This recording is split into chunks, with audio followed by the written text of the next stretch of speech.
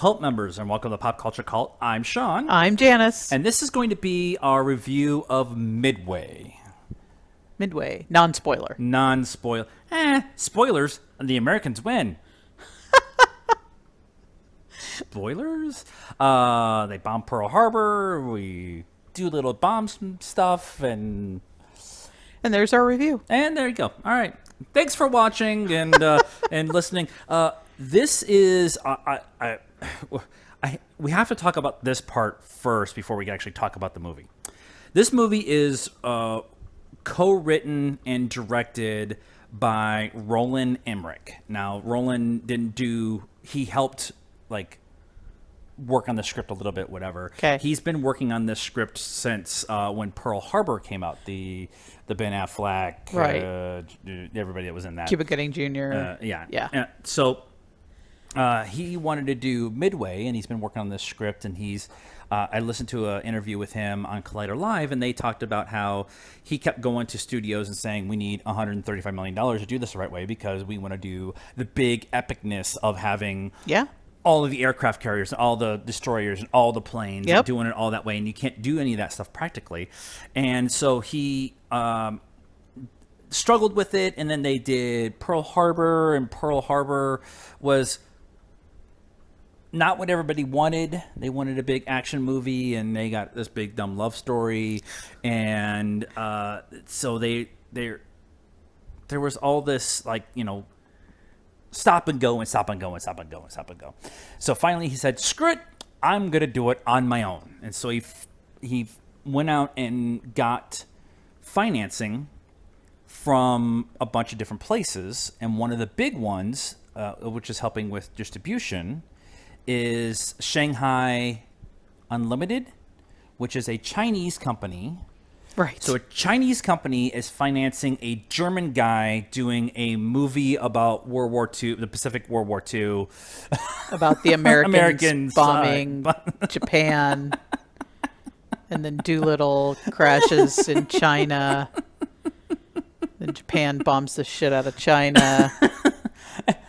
So it's this very odd, for me, it's this very odd, how we get here is just as interesting as what the story is of the movie. Right. If you told somebody back during World War II that a German guy with the help of a Chinese distribution company was going to write a movie about Midway, about Pearl Harbor and then Midway, they would all said, yeah, right, you're high. Yeah, there was a ton of production companies too in the opening scene, six or something like that. Yeah, there's a ton of them. Lionsgate was in there, and a couple others. But I mean, they ended up doing this movie for less. I think he said they did overall it was $93 million to do all of it. And then another probably 75 to 100 to advertise for it. It's not good. It might make that money worldwide. It might get there, but this movie is essentially the opposite of what Pearl Harbor was, and it is much more of what I wanted as a movie-going person. I was super excited about seeing. This is going to sound really bad, but an action film, a World War II action film. Yeah, I mean, we Pearl Harbor was okay. We owned it for a while. I mean, it wasn't horrible.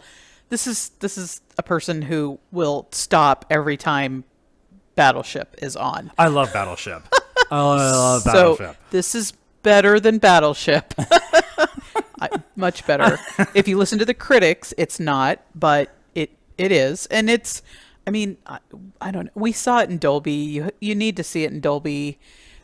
Big, when the ship is gigantic coming out of the screen at you and rumbling. And there was a couple times where I was just like, holy cow, I might need to the seat was rumbling so bad that I was not nauseous, but definitely in that okay, wow. But with all of that being said, I'm going to watch the shit out of this movie. I have told everyone I love this movie. Now, All right. is the story great? Is the acting at times a little over the top?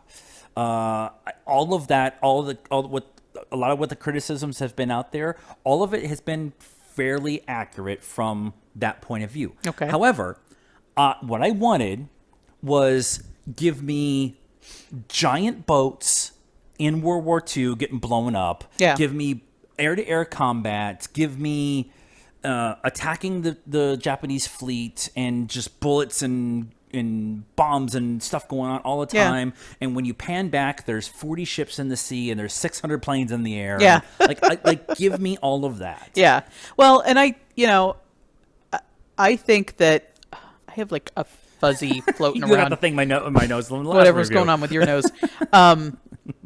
I think Midway is a better story. Now, part of that could be because Pearl Harbor is just depressing. We got the Right. ship bombed out of us and didn't get a chance to retaliate at all. And that's kind of what Midway's all about. But I just think it's a better story, right? Because there's so much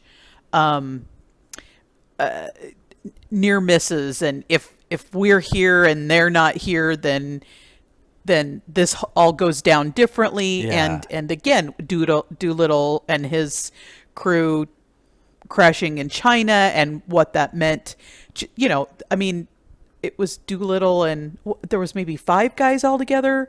They only showed Doolittle in this Midway. In the previous one with Charlton Heston, they actually it's him and his guys, if I remember right, that all are in China. But because of them, the Japanese just bombed the shit out of China. Like 250,000 people were killed trying to get Doolittle and his 5 guys, or in retaliation for them helping the Americans, whatever.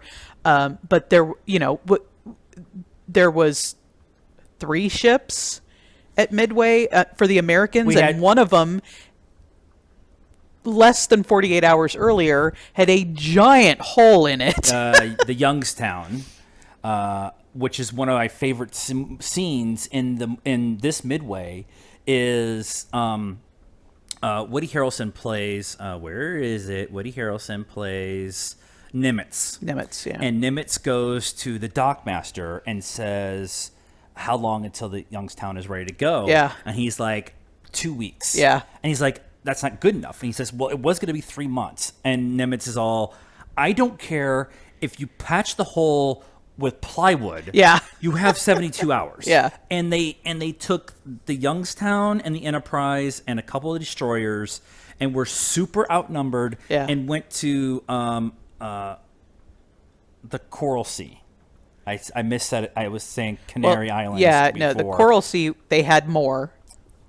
We had more ships, and then they got blown up, destroyed, whatever.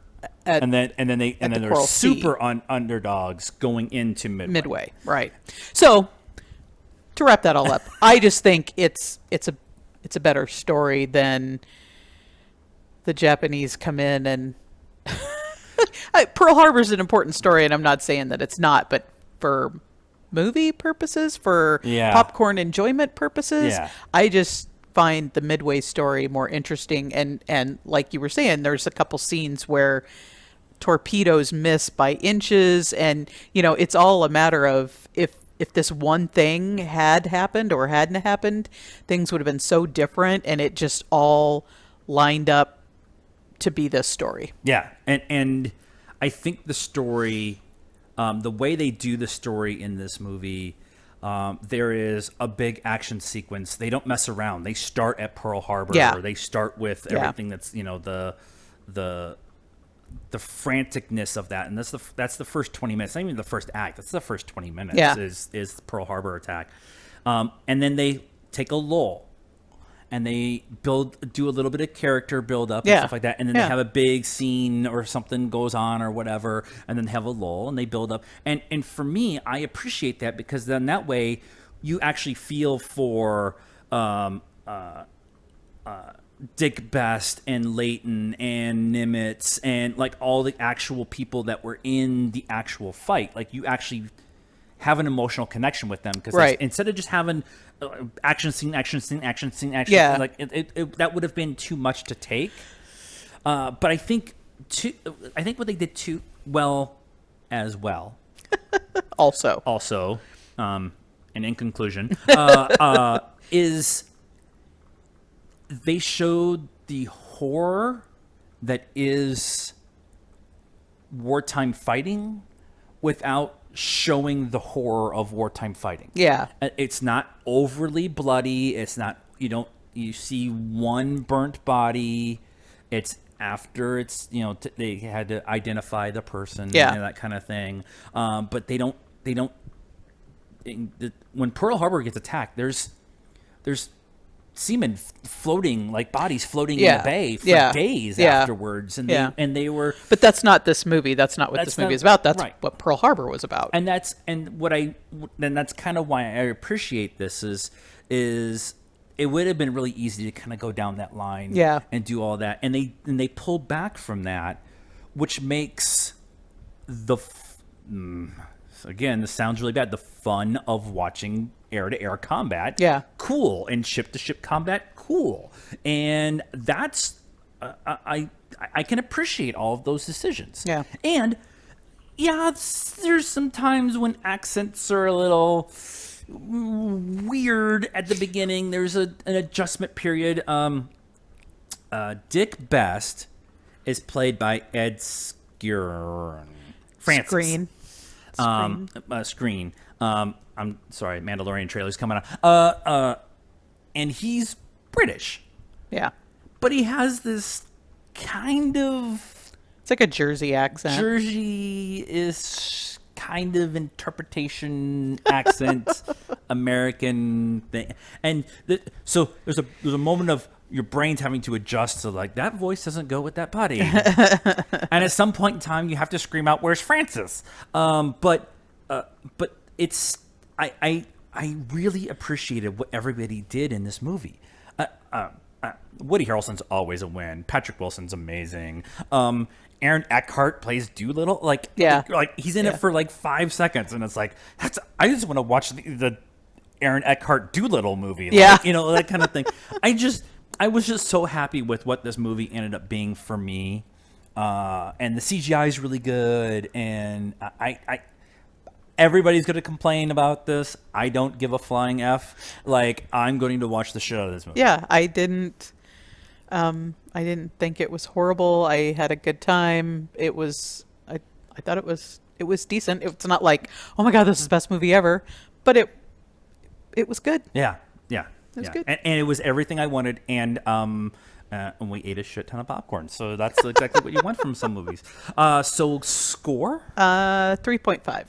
I'm a 3.75. Okay. I was flirting with a 4 for a while, but I can't not just blindly go, there's some stuff in here where I'm just like, okay, that's a little too far. But that's our thoughts on Midway. What did you guys think?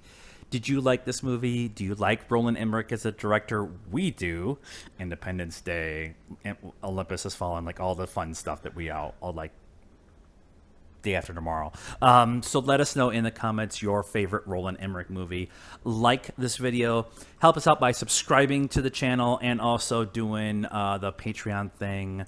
We're also on all the social media stuff, Facebook, Instagram. All of that information is in the description down below. And if you're on the podcast feed, I'm doing the pointy to the bottom thingy. And if we don't see you, good afternoon, good evening, and good night.